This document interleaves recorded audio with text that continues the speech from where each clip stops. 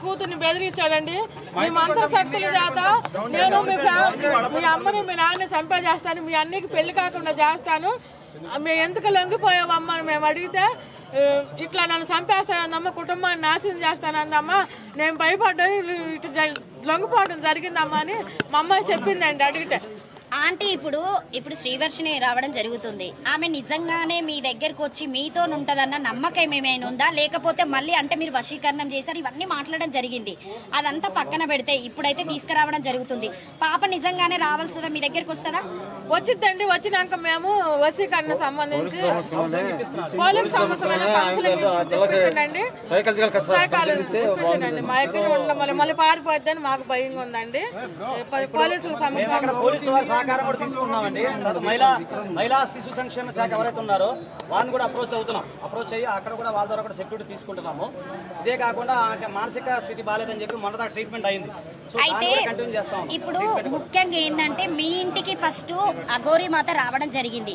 ఎందుకంటే ఇది ఇప్పటి వరకు మీరు ఎక్కడ అంటే ప్రత్యేకంగా కూర్చొని ఇంటర్వ్యూస్ ఎక్కడ ఇవ్వలేదు. ఎందుకంటే రుద్రస్వామి గారు ముందు పడ్డారు, తర్వాత ఆజాద్ గారు రావడం వల్ల ఇదంతా జరిగింది. తర్వాత తను వచ్చారు, రాధిక గారు వచ్చారు ఫస్ట్ వైఫ్ అని చెప్పేసి. మీరు ఒక్క ఇంటర్వ్యూ కూడా కూర్చొని ఎవరికి ఇవ్వడం లేదు కాబట్టి ఆ అఘోరి మాత మీ ఇంటికి వచ్చిన తర్వాత మీరు ఆమెతో బాగానే ఉన్నారు, తినడము తాగడం ఇవన్నీ జరిగినాయని అందరికి తెలిసింది.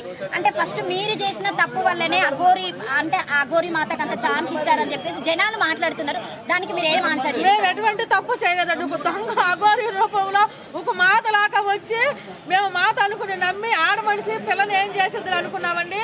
ఇంత రాక్షసులాగా ఆడవాళ్ళని హింసిస్తాడని అనుకోలేదండి. రాధిక మాకు చూస్తే నాకు ఎంతో జాలీగా ఉందండి. ఆ పిల్లని అట్లా చేసి మోసం చేసే రాధిక లాంటి వాళ్ళు ఎంతమంది ఉన్నారంటండి. అట్లాంటి వాళ్ళు నా పిల్లల్ని కూడా ఒక మోసం చేసేసి నా పిల్లల్ని అమ్మేయాలని చూసాడండి. అసలు వెనకాల ఎవరైనా ఉన్నారని అనుకుంటున్నారా మీరు? ఖచ్చితంగా అనుకుంటానండి, ఎవరైనా పెద్దల హస్తం ఉందేమో నేను అనుకుంటున్నానండి. అంటే మీ దగ్గర మీ ఇంట్లో ఉన్నప్పుడు ఎప్పుడన్నా ఫోన్లు మాట్లాడము, ఎవరితోనన్నా చెప్పడము, ఇట్లా నేను అఘోరిని తీసుకొస్తున్నా, అమ్మాయిలని ఇట్లా వశపరుస్తున్నాం కదా, ఎలాగో బలిస్తారని చెప్పేసి మాట్లాడుతున్నారు. ఒకవేళ రుద్రస్వామి గారు అలాగే ఆజాద్ గారు ఆ అమ్మాయి రాధిక ముందుకు రాకపోతే వర్షిణి అనే అమ్మాయి ఈ రోజు హైదరాబాద్కి వచ్చేదా, లేకపోతే అమ్మాయిని ఎక్కడన్నా నరబలి లాగా ఇస్తారని చెప్పేసి మాట్లాడుతున్నారు. ఖచ్చితంగా నరబలి ఇచ్చేసేదండి రుద్రస్వామి గారు, ఈ రాధిక గారు, మాకు శశిటీవీ భాను గారు, నెంబర్ 1 న్యూస్ వాళ్ళు, మీడియా వాళ్ళు అందరూ ఉండి మాకు సహాయం, ఆజాద్ గారు కూడా సహాయం చేశారండి. ఈ శివరుద్ర స్వామి గారి వల్ల మా పిల్ల బయటపడిందండి. ఖచ్చితంగా నరబలి ఇచ్చేసేదండి నా కూతుర్ని. నరబలి ఇస్తాకే నా పిల్లని తీసుకెళ్ళిందండి. ఇలా అమ్ముకుంటాకి. చెప్పండి అంకుల్, మీరు చెప్పండి పాప గురించి. పాపను తీసుకురావడం జరిగింది, నార్సింగ్ పోలీస్ స్టేషన్ లో పాపను తీసుకురావడం జరుగుతుంది. యూపీలో దొరకబట్టారు, ఇక్కడైతే ఎక్కడ దొరకలేదు. ఎందుకంటే వాళ్ళు దొరకాలనుకుంటే దాదాపుగా చాలా వరకు ఒక 50-60 సిమ్ములు మార్చారని చెప్పేసి మనకు సమాచారం రావడం జరిగింది. సో అంటే మీ పాప చిన్నప్పటి నుండి మీతో ఎట్లుండేది అంటే తను చాలా అన్యాయంగా ఉండేది. మామూలుగా ఎడ్యుకేషన్ అక్కడ మామూలుగా ర్యాంక్ బాగుండేది.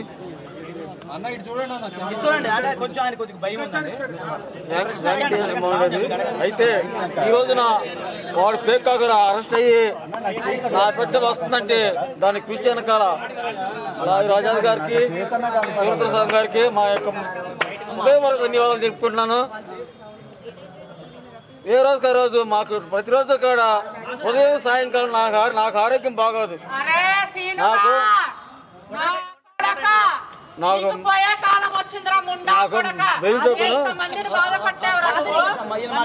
జోగిని బ్రహ్మరాంబ గారికి, రామచంద్ర మాధవి గారికి అందరికి కూడా ధన్యవాదాలు. ఆజాద్ గారు, ఇప్పుడు ఈ కేసుని మనం ఎట్లా చూడొచ్చు, ఎలాంటి శిక్షలు పడే అవకాశం ఉన్నాయి? ఖచ్చితంగా అండి, ఇది వ్యవస్థీకృత నేరాల కింద వస్తుంది. జనరల్ ఏంటంటే మొదటిదాకా మీకు విషయం చెప్పాలి, ఇది ఎఫ్ఐఆర్ నమోదైంది ఫిబ్రవరిలో మాత్రం నమోదైంది మోకిలా పిఎస్ లో. దాని అప్పుడు వరకు కూడా ఎలాంటి కదలిక రాలేదు. ఇప్పుడు మీ అందరి సపోర్టు, అలాగే మీ అందరి సహకారము, అలాగే వీరందరూ ఇచ్చిన సపోర్టు, ఇవన్నీ కూడా మేము ఆనరబుల్ మహిళా కమిషన్ వారు ఇచ్చిన సపోర్టు, వీటన్నిటితో కూడా కదలిక వచ్చిందని నేను భావిస్తా ఉన్నాను. ఈ సందర్భంగా పోలీసు వారికి, మహిళా కమిషన్ వారికి, మీ అందరికీ కూడా మన కుటుంబ సభ్యులందరూ కూడా పేరు ధన్యవాదాలు. సరే, చాలా మంది ఉన్నారు ఇక్కడ, అందరూ తెలిసిన వాళ్ళే. దయచేసి నేను పేర్లు చెప్పలేదని చెప్పి కోపగించుకోమాకండి. రేపు మళ్ళీ అట్లే లేదు, మీ అందరూ కూడా నా సిస్టర్స్, నా కుటుంబ సభ్యులు. సో ఒకటి చెప్తున్నానండి, అన్యాయం కోసం ఆజాద్ ఎప్పుడైనా ఒక్క నిమిషం అక్కడికే వస్తున్నా బెదర్, సెక్షన్స్ కూడా చెప్తున్నాను ఇంకా.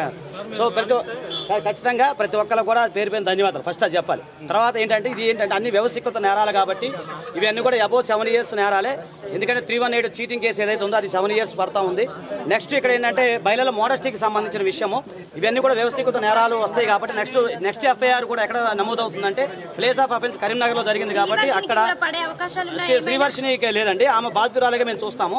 శ్రీవర్షిని కూడా బాధితురాలుగా చూస్తాము. ఆమెను కూడా శ్రీ మహిళా సంక్షేమ కార్యక్రమం కూడా మేము సబ్మిట్ చేసి ఆమె కొంత కౌన్సిలింగ్ ఇచ్చి ముందుగా కౌన్సిలింగ్ ఇచ్చి ఆమె మైండ్ని మార్చాలనే ప్రయత్నంలో ఉన్నాం. ఎందుకంటే అలాంటి ప్రయత్నం జరగకపోతే మళ్ళీ ఆమె ఎక్కడ వెళ్ళిపోయే అవకాశాలు ఉంటాయి కాబట్టి. చెప్పండి. అవునండి సార్, ఇప్పుడు నేను సైంటిఫిక్ రీజన్గా తెలుసుకుంటే యునిక్ అంటారంట. యునిక్ అనే కొత్త పదం, అది నాకు కూడా తెలియదు, అది డిక్షనరీ మీరు చూసుకోండి. అంటే అంగం 7 years బాగుంది, వ్యవస్థీకృత నేరాలు పెట్టాలని చెప్తా ఉన్నాము. ఆమె అంటే ఒక అంగం లేని మగవాడిగానే భావించాలని చెప్పేసి మేము, అంటే నాకున్న సైన్స్ రీజన్స్ గురించి మాకు తెలిసిన ఇన్ఫర్మేషన్ అది వచ్చిందండి. అది ఏమంటే ఎవరైనా డాక్టర్ గారిని మీరు అడగాలి. మీరు చెప్పండి, మీ ఇంట్లో ఉన్నప్పుడు ఎప్పుడైనా వశీకరణం గురించి, నరబలి గురించి, అంటే వేరే వాళ్ళ విషయంలో అట్లా మాట్లాడిన దాఖలాలు ఏమైనా ఉన్నాయా? పొలిటీషియన్తో మాట్లాడేదండి. పొలిటీషియన్తో మాట్లాడదా? ఓకే, ఏమని మాట్లాడేది అట్లా పొలిటీషియన్లతో? పేర్లు చెప్పకూడదు తెలియదు కానీ మన తెలంగాణ మాజీ ఐటీ మినిస్టర్ కేటీఆర్ గారితో మాట్లాడేది. కేటీఆర్ గారు నా పీడ అనేవాడు అనేది. మాట్లాడొచ్చా?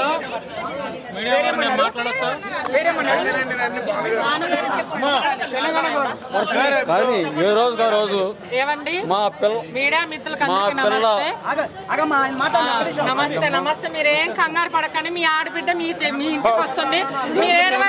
మీరు ఏడవడానికి మేము పోరాడుతున్నది చెప్పండి. మీరు ఏడవడానికి మేము పోరాడుతున్నది, మీకు న్యాయం జరుగుతుంది, మీ బిడ్డ మీ ఇంటికి వస్తుంది. ఈ శ్రీనివాస్ అనే వ్యక్తి గత 7 నెలల నుంచి తెలంగాణలో ఇష్యూ చేస్తున్నారు. దేశవ్యాప్తంగా చాలా సంతోషం ఉంది. ఇలాంటి నా కొడుకైనా ఏపీ తెలంగాణలో అడుగు పెడితే చెప్పు తెగలగా కొడతాను. ఎవరు రాకండి, ఇట్లా దొంగేషాలు వేసుకొని వచ్చి సభ్య సమాజానికి ఏం మెసేజ్ ఇస్తానవురా శ్రీనివాసగా నువ్వు? సభ్య సమాజానికి ఏం మెసేజ్ ఇస్తున్నావు? పట్టుకో. ఈ నా కొడుక్కి సిగ్గు శరం లేదు. ఇలాంటి నా కొడుకు ఏం చేయాలంటే చెప్పు తీసుకొని కొట్టాలి. లంజా కొడుకు చెప్పు తీసుకొని కొట్టాలి. లంజా కొడుకు ఇలాంటి నా కొడుకు ఇంకోసారి రావాలి అంటే ఉచ్చ పడాలి. లంజా కొడుకు వీనికి శిక్ష పడాలి. లంజా కొడక ఎంత చేస్తావరా నీ ముండామయ్యా? అసలు కడుపుకి అన్నం తింటావా, పెంట తింటావరా? ఒక ఆడబిడ్డలకి ఇట్లా మోసాలు చేస్తావరా? సభ్య సమాజానికి ఏం మెసేజ్ ఇస్తారా? ఉచ్చ పోసుకోళ్ళ చొప్పు తీసుకొని కొడతా. ఎవరు లేరు అనుకుంటున్నావా? ఏపీ తెలంగాణలో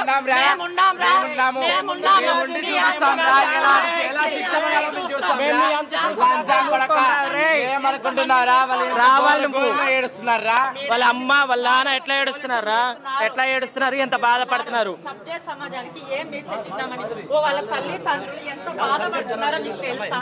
వర్షిని వాళ్ళ అమ్మ వాళ్ళ ఆయన ఎంత బాధపడుతున్నారో నీకు తెలుసా? వాళ్ళ బాధకి అర్థం కాదా శ్రీనివాసు? ఈ రోజు నువ్వు జైల్లో లెక్క పెట్టాలి. నువ్వు అర్థమైందా? చిప్పకూడు తెలిపించాలి. వీరికి మహిళా జైల్లో పెట్టకండి. అక్కడ కూడా వీడు పీట వేసుకొని వీరు నిజ రుసులు చూపిస్తాడు. నా కొడుకు చెప్పండి. వీడి మాత్రము ఆడవాళ్ళ జైల్లో పెట్టవాకండి. అక్కడ కూడా ఒక గూడు పుట్టాన్ని నడిపిస్తారు.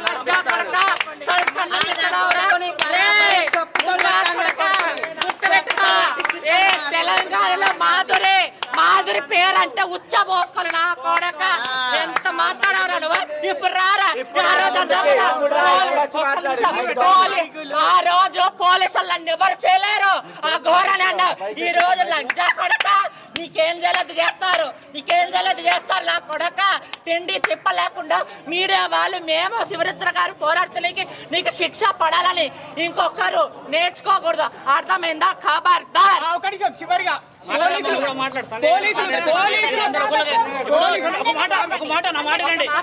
ఇప్పుడు అర్ధనారీశ్వరులందరూ బయటకు వచ్చినందుకు కృతజ్ఞతలు. ఎందుకంటే సంవత్సర ప్రయత్నం చేసిన తర్వాత ఈ రోజు మీరందరూ ఏకం కావడం నిజంగా రామరాజ్యం లాగా కనబడుతుంది. కాబట్టి సనాతన ధర్మం పేరిట ఎవరైనా ఇక పైన ముందుకు వస్తే